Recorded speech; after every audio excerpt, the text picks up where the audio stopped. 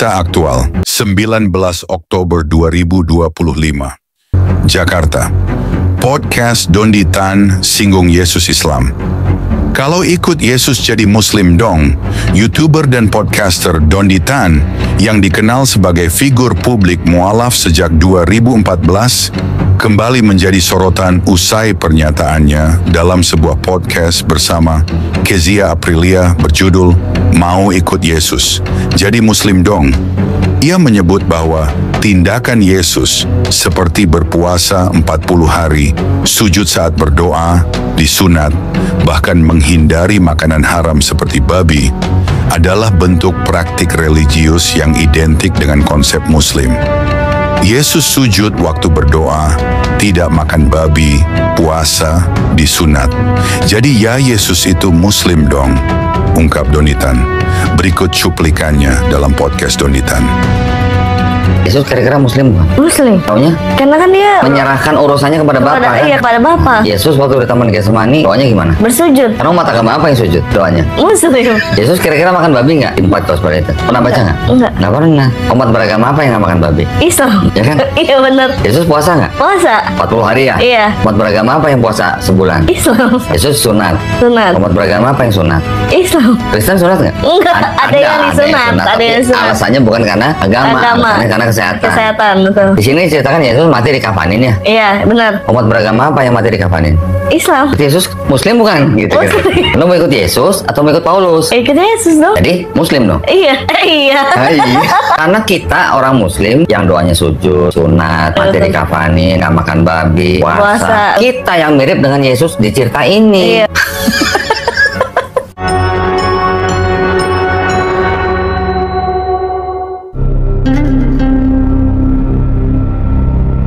Shalom saudara-saudari terkasih dalam Kristus. Hari ini kita tidak sedang membahas sesuatu yang ringan. Kita sedang menyentuh jantung iman kita. Sebuah pertanyaan sedang beredar, menggelitik pikiran dan bahkan mulai menyesatkan banyak jiwa. Kalau Yesus tidak makan babi, kalau Yesus berdoa dengan sujud, kalau Yesus berpuasa, mati dikafanin dan disunat, bukankah itu seperti praktik orang Muslim?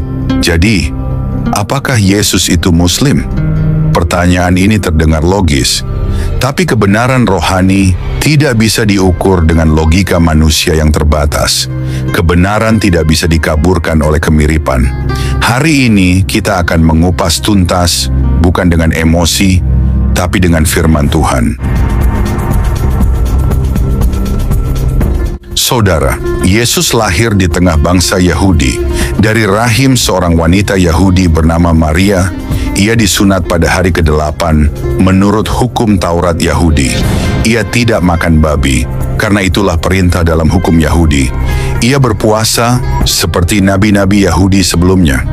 Ia mati dibungkus kain kafan saat dikuburkan, karena itu memang bagian dari tradisi pemakaman Yahudi kuno.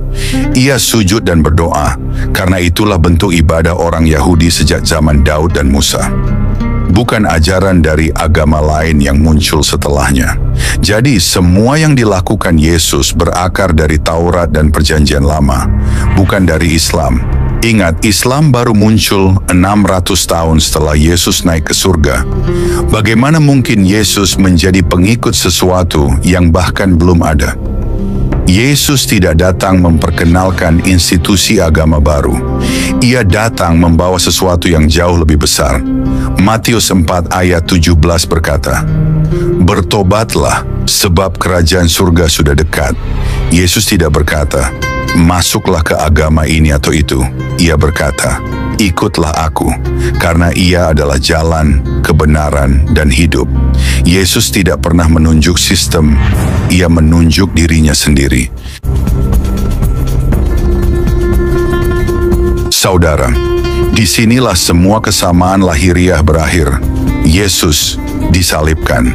Lukas 23 ayat 33 berkata, ketika mereka sampai di tempat yang bernama Tengkorak, mereka menyalibkan. Dia di situ. Tidak ada ajaran lain yang mengakui bahwa Allah rela menjadi manusia dan mati di kayu salib. Islam menyangkal salib, berkata bahwa Yesus tidak disalib, tapi kekristenan berdiri dan hidup oleh salib. 1 Korintus 1 ayat 18 berkata, sebab pemberitaan tentang salib memang adalah kebodohan bagi mereka yang akan binasa, tetapi bagi kita yang diselamatkan itu adalah kekuatan Allah. Jika Yesus bukan disalibkan, maka dia bukan juru selamat. Dan jika tidak ada salib, tidak ada pengampunan dosa, tidak ada keselamatan, tidak ada harapan kekal. Dalam banyak kepercayaan, Yesus hanya dianggap nabi atau hamba. Tapi Alkitab menyatakan dengan jelas. Yohanes 1 ayat 1 berkata, pada mulanya adalah firman. Firman itu bersama-sama dengan Allah, dan firman itu adalah Allah. Yohanes 1 ayat 14 berkata, firman itu telah menjadi manusia dan diam di antara kita. Yesus bukan hanya menyampaikan firman. Ia adalah firman itu sendiri. Matius 3 ayat 17 berkata, inilah anakku yang kukasihi, kepadanyalah aku berkenan. Yesus tidak pernah berkata, aku hanya seorang utusan. Ia berkata, sebelum Abraham ada, aku telah ada. Yohanes 8 ayat 58. Akulah jalan. Yohanes 14 ayat 6. Akulah kebangkitan dan hidup. Yohanes 11 ayat 25. Saudara, jangan tertipu oleh gerakan ibadah, jangan tertipu oleh puasa, jangan tertipu oleh larangan makanan.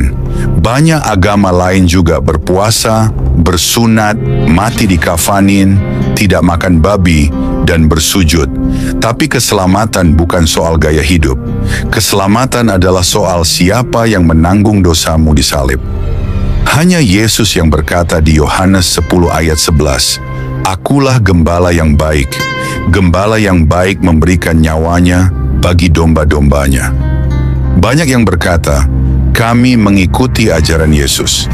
Tapi ajaran Yesus tidak bisa dipisahkan dari pengorbanannya. Lukas 9 ayat 23 berkata, setiap orang yang mau mengikut aku, ia harus menyangkal dirinya, memikul salibnya setiap hari, dan mengikut aku. Mengikuti Yesus bukan sekadar meniru cara ia makan, sujud, atau berpuasa, tapi percaya bahwa darahnya adalah penebus dosa, bahwa salibnya adalah jembatan keselamatan.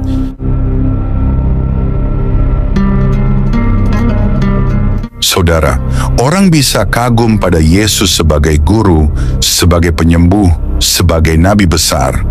Tapi keselamatan hanya datang ketika kita mengakui Dia sebagai Tuhan.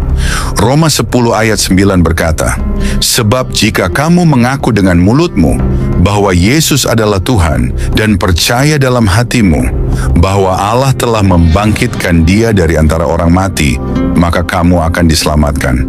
Yesus tidak datang untuk menyesuaikan diri dengan label buatan manusia. Ia datang untuk menyelamatkan semua bangsa dari dosa. Ia bukan milik satu agama. Ia adalah juru selamat dunia. Yohanes 3 ayat 16 berkata, karena begitu besar kasih Allah akan dunia ini, sehingga Ia telah mengaruniakan anaknya yang tunggal. Dan kasih itu tidak tergantung pada sunat, makanan, atau cara doa. Kasih itu dinyatakan di kayu salib. Tapi jika Ia adalah Tuhan, jika Ia adalah juru selamat, jika darahnya adalah satu-satunya jalan keselamatan, maka semua orang dari agama apapun harus bertobat dan percaya kepadanya. Yesus tidak butuh dibela, tapi kebenaran harus diberitakan. Hari ini suaranya berkata kepada dunia melalui firman Tuhan di Yohanes 8 ayat 12. Akulah terang dunia. Barang siapa mengikut aku, ia tidak akan berjalan dalam kegelapan, tetapi ia akan mempunyai terang hidup. Yesus bukan simbol, Yesus bukan hanya nabi, Yesus bukan sekadar tokoh sejarah. Yesus adalah Tuhan, Yesus adalah Mesias, Yesus adalah satu-satunya juru selamat. dan hanya dalam nama-Nya ada hidup yang kekal. Saudara, jadi apakah Yesus itu Muslim? Pertanyaannya sederhana, tapi Yesus disunat, Yesus berpuasa, Yesus tidak makan babi, dan Yesus sujud saat berdoa. Bukankah itu seperti orang Islam? Jawabannya jelas, tidak. Yesus bukan Muslim. Yesus adalah anak Allah yang hidup. Yesus adalah Mesias orang Israel. Yesus lahir dari keturunan Daud di dalam perjanjian bangsa Yahudi. Ia menuruti Taurat karena ia datang menggenapi hukum Musa, bukan mengikuti ajaran Islam. Justru yang menarik adalah ini, bukan Yesus yang meniru Islam, tapi Islamlah yang mengambil sebagian tradisi Yahudi. Sunat itu dari Yahudi, puasa itu dari Yahudi, tidak makan babi itu dari hukum Musa, berdoa dengan sujud itu dari para nabi Israel. Artinya, umat Muslim sebenarnya mengikuti banyak praktik Yahudi, dan lebih ironis lagi, mereka mengikuti praktik dari bangsa Israel yang mereka tolak dan benci sampai hari ini.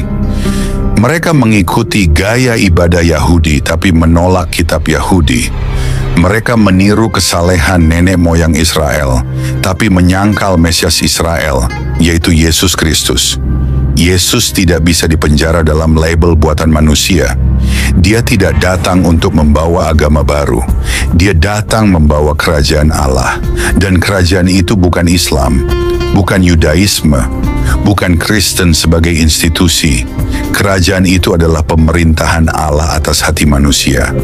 Pemerintahan yang hanya bisa dimasuki oleh mereka yang percaya kepada Yesus sebagai Tuhan dan Juru Selamat.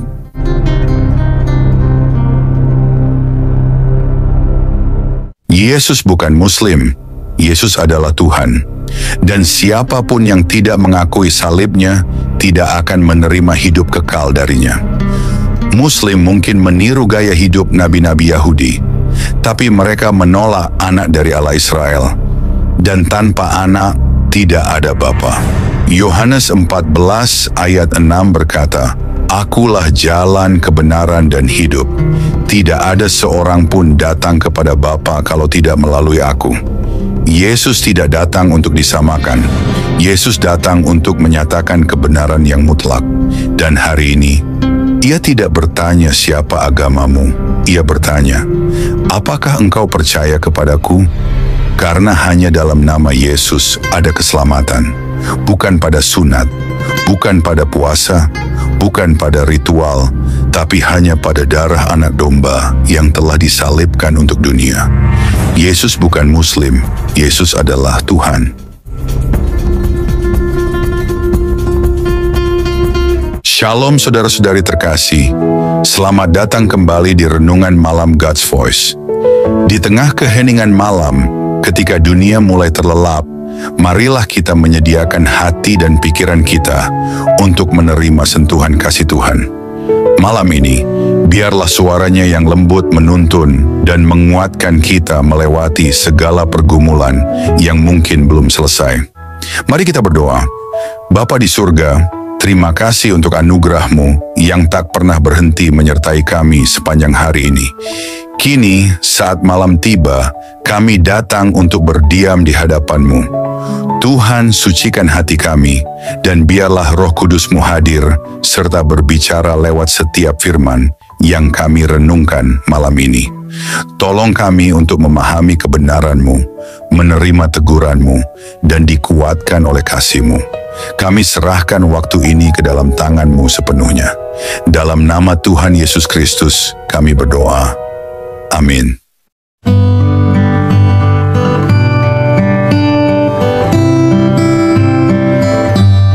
Saudaraku yang terkasih dalam Kristus, banyak orang hari ini berusaha mencocok-cocokkan Yesus dengan agama lain, bukan karena mereka ingin mengenalnya, tapi karena mereka ingin mengendalikannya.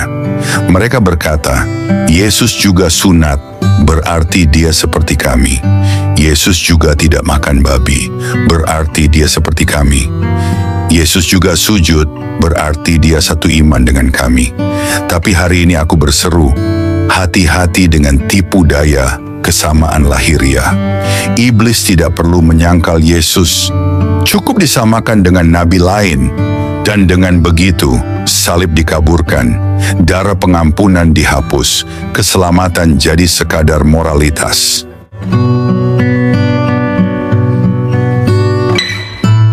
Yesus tidak pernah menyebut dirinya hamba Allah seperti nabi-nabi lain. Yohanes 10 ayat 30 berkata, "Aku dan Bapa adalah satu."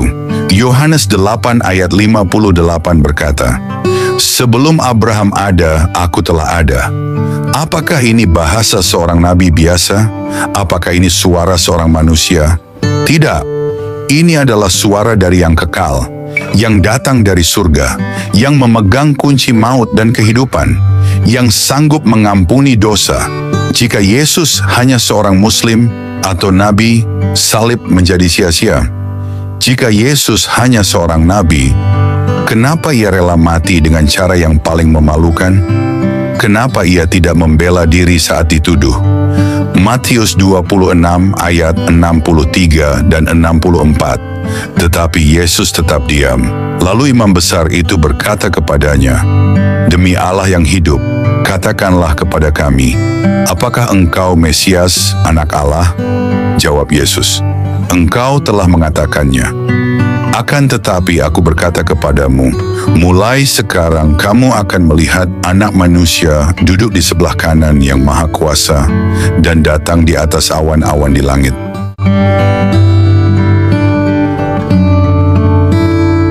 Itulah sebabnya mereka menyalibkannya, bukan karena ia seorang nabi, tapi karena ia mengaku sebagai Tuhan. Hanya darah anak domba yang menyelamatkan Islam mengajarkan amal. Yudaisme mengandalkan hukum. Agama-agama lain menuntut usaha manusia. Tapi Yesus berkata, Yohanes 19 ayat 30 berkata, "Sudah selesai. Semua yang perlu dilakukan untuk menebus dosa manusia sudah dibayar lunas di salib. Bukan dengan amal, bukan dengan ritual, tapi dengan darahnya sendiri." Ibrani 9 ayat 22 berkata, "Tanpa penumpahan darah tidak ada pengampunan."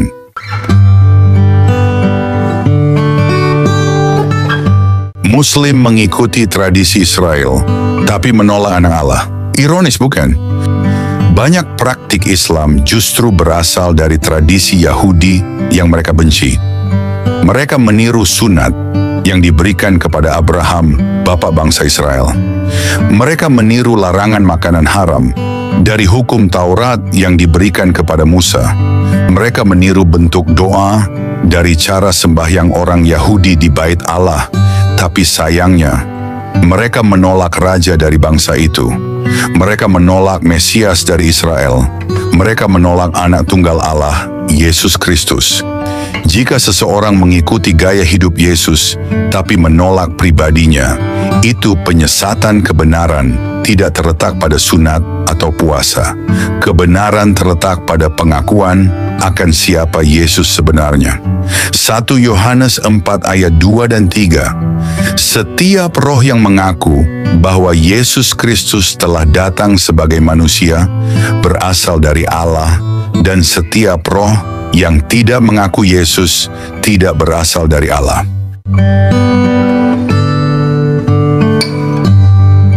Jangan tertipu oleh ajaran yang memuliakan Yesus sebagai nabi, tapi menyangkal dia sebagai Tuhan. Itu bukan penghormatan, itu penyesatan. Yesus tidak butuh dibandingkan. Dia datang untuk menyelamatkan. Yesus tidak datang untuk bersaing dengan Musa, Ibrahim, atau nabi manapun. Ia datang untuk menggenapi semua nubuatan. Ia datang untuk menyelesaikan yang tak bisa diselesaikan oleh hukum atau amal manusia. Kolose 1 ayat 15-17 berkata, "Ia adalah gambar Allah yang tidak kelihatan, yang sulung, lebih utama dari segala yang diciptakan. Segala sesuatu diciptakan oleh Dia dan untuk Dia." Yesus adalah pusat segala sesuatu. Panggilan terakhir, jangan kenali Yesus lewat agama, kenalilah Dia lewat salib. Jutaan orang hari ini mengagumi Yesus sebagai tokoh, sebagai guru, sebagai nabi, tapi mereka menolak untuk sujud kepadanya sebagai Tuhan. Itulah perbedaan antara agama dan Injil. Yohanes 3 ayat 18 berkata, "Barang siapa percaya kepadanya, ia tidak akan dihukum. Barang siapa tidak percaya, ia telah berada di bawah hukuman." Yesus adalah jalan itu sendiri. Jadi apakah Yesus itu Muslim? Tidak. Apakah Yesus itu Yahudi? Secara lahiriah? Ya, tapi ia lebih besar dari Abraham. Apakah Yesus datang membawa agama? Tidak. Yesus datang membawa kerajaan Allah, dan Dia adalah raja dari kerajaan itu. Hari ini surga bertanya, bukan agama apa yang kamu ikuti, tapi siapa yang kamu akui sebagai Tuhan.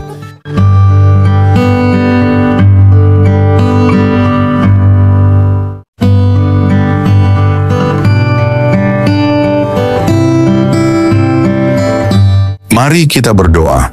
Bapa kami yang penuh kasih, di keheningan malam ini kami datang dengan hati yang penuh syukur. Setelah melewati satu hari yang penuh kesibukan, kami ingin berhenti sejenak, mengangkat mata kami ke surga, dan mengucapkan terima kasih kepadamu. Terima kasih Tuhan untuk nafas kehidupan yang Engkau berikan sejak fajar menyingsing. Terima kasih untuk setiap langkah yang dapat kami jalani, untuk setiap tugas yang dapat kami selesaikan, dan untuk setiap perjumpaan yang Kau izinkan terjadi hari ini. Bahkan di tengah kelelahan, kami melihat kebaikan-Mu menyertai kami dalam setiap detik kehidupan. Di malam yang hening ini, kami datang kepadamu dengan hati yang terbuka dan jiwa yang haus akan hadirat-Mu. Setelah mendengar firman-Mu yang hidup, kami terdiam dalam kekaguman. Betapa besarnya kasih-Mu, betapa dalamnya belas kasihan-Mu yang tak berkesudahan. Tuhan, malam ini kami menyerahkan seluruh isi hati kami di hadapan tahta-Mu. Segala beban yang kami pikul, segala luka yang tersembunyi, setiap dosa yang begitu sering kami abaikan, kami letakkan semuanya di kaki-Mu. Ajari kami untuk tidak lagi berpaling. Ajari kami untuk mencintai-Mu dengan segenap hati, segenap jiwa, segenap akal budi kami. Tuhan, malam ini kami tidak ingin hanya menjadi pendengar. Biarlah firman-Mu mengakar dalam hidup kami, menembus kerasnya hati kami, membangkitkan jiwa kami yang lesu, dan membakar roh kami dengan api dari surga. Jika ada jalan dalam hidup kami yang bengkok, luruskanlah Tuhan. Jika ada bagian hati kami yang beku, cairkanlah dengan kasih-Mu. Jika ada keputusan yang salah, tuntunlah kami kembali ke jalan kebenaran. Ya Tuhan, dalam keheningan malam ini, kami rindu berpisik di hadapan-Mu. Ambillah seluruh hidup kami, bentuklah kami seturut gambar-Mu. Jadikan hidup kami alat bagi kemuliaan-Mu, bukan untuk ambisi kami sendiri. Ajari kami menghitung hari-hari kami, supaya kami beroleh hati yang bijaksana. Ajari kami untuk hidup dengan kesadaran bahwa waktu ini singkat dan kekekalan itu nyata. Tuhan, dalam gelapnya dunia ini, nyalakanlah terang-Mu dalam hidup kami. Jadikan kami pelita yang tidak padam, saksi yang tidak malu memberitakan nama-Mu. Ketika dunia menawarkan godaan, kuatkan hati kami untuk tetap setia. Ketika badai datang, peluklah kami dengan damai-Mu yang melampaui segala akal. Ketika tubuh ini lemah, jadilah kekuatan kami. Ketika jiwa ini letih, jadilah penghibur kami. Bapa, kami tahu tanpa Engkau, kami tidak mampu. Tanpa kasih-Mu, kami kosong. Tanpa Roh-Mu, kami kering dan mati. Oleh sebab itu, malam ini kami berseru, jangan pernah tinggalkan kami Tuhan. Jangan biarkan kami berjalan setapapun tanpa penyertaan-Mu. Sebab satu hari di pelataran-Mu lebih baik daripada 1000 hari di tempat lain. Tuhan, mungkin ada banyak hal yang belum sempurna, banyak rencana yang belum tercapai, tetapi malam ini kami memilih untuk bersyukur. Karena kami tahu, tangan-Mu tetap bekerja, bahkan saat kami tidak melihatnya. Kami percaya segala sesuatu yang terjadi hari ini ada dalam kendali-Mu yang penuh kasih. Terima kasih untuk kekuatan saat kami merasa lemah. Terima kasih untuk penghiburan saat kami hampir menyerah. Terima kasih untuk damai-Mu yang melingkupi hati kami, bahkan di tengah kekacauan. Segala sesuatu yang kami alami hari ini, suka maupun duka, adalah bagian dari rencana-Mu yang indah. Ajari kami untuk melihat bahwa setiap momen dalam hidup kami adalah anugerah. Ajari kami untuk selalu ingat bahwa tanpa-Mu kami tidak bisa berbuat apa-apa. Bapa yang setia, ajari kami untuk tetap rendah hati, untuk tetap bergantung pada-Mu dalam segala hal. Ajari kami untuk tidak sombong atas keberhasilan dan tidak putus asa dalam kegagalan. Kini saat malam melingkupi kami, biarlah hadirat-Mu menjadi naungan kami.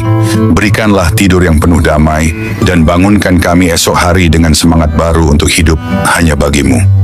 Hingga hari itu tiba, saat kami bertemu muka dengan-Mu dalam kemuliaan kekal, biarlah setiap hari hidup kami menjadi nyanyian pujian yang harum di hadapan tahta-Mu. Dalam nama Yesus Kristus, Tuhan dan Juru Selamat kami yang hidup, kami menutup hari ini dengan penuh syukur dan pengharapan. Amin. Saudara-saudari terkasih, sebelum kita menutup hari ini, mari kita datang dengan kerendahan hati di hadapan Tuhan.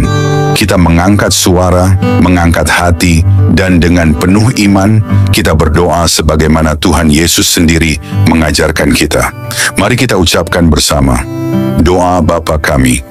Bapa kami yang di sorga, dikuduskanlah nama-Mu, datanglah kerajaan-Mu, jadilah kehendak-Mu di bumi, seperti di sorga. Berikanlah kami pada hari ini makanan kami yang secukupnya, dan ampunilah kami akan kesalahan kami, seperti kami juga mengampuni orang yang bersalah kepada kami. Dan janganlah membawa kami ke dalam pencobaan, tetapi lepaskanlah kami daripada yang jahat. Karena Engkaulah yang mempunyai kerajaan, dan kuasa, dan kemuliaan sampai selama-lamanya. Tuhan memberkati engkau dan melindungi engkau. Tuhan menyinari engkau dengan wajah-Nya dan memberi engkau kasih karunia. Tuhan menghadapkan wajah-Nya kepadamu dan memberi engkau damai sejahtera. Amin.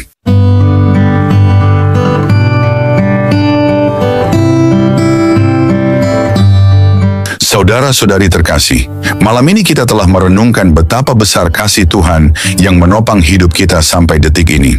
Biarlah setiap kebenaran yang telah kita dengar tidak berhenti hanya di telinga, tetapi bertumbuh di hati, mengubah hidup kita hari demi hari, hingga kita menjadi serupa dengan Kristus, Sang Terang Dunia. Jangan biarkan malam ini berlalu begitu saja. Bangunlah komitmen baru di hadapan Tuhan, dan tetaplah haus akan firman-Nya, sebab hanya dalam Dia kita menemukan hidup yang sejati. Jangan sia-siakan firman yang telah ditaburkan. Responilah dengan segenap hidup, dengan segenap jiwa. Biarlah malam ini menjadi malam perubahan, malam perjumpaan sejati dengan Tuhan.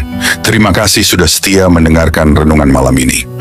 Jika renungan ini memberkati, jangan lupa untuk like, subscribe, dan bagikan kepada lebih banyak jiwa yang membutuhkan sentuhan kasih Tuhan. Karena melalui satu langkah kecil dari saudara, Tuhan dapat menjangkau ribuan jiwa yang haus akan keselamatan. Tuhan Yesus menyertai, memberkati, dan meneguhkan setiap langkah kita, sampai pada saat kita berjumpa muka dengannya. Mari kita bersama-sama menjadi alat untuk memperluas kerajaan-Nya di bumi. Tuhan Yesus memberkati dan selamat beristirahat di dalam damai sejahtera-Nya.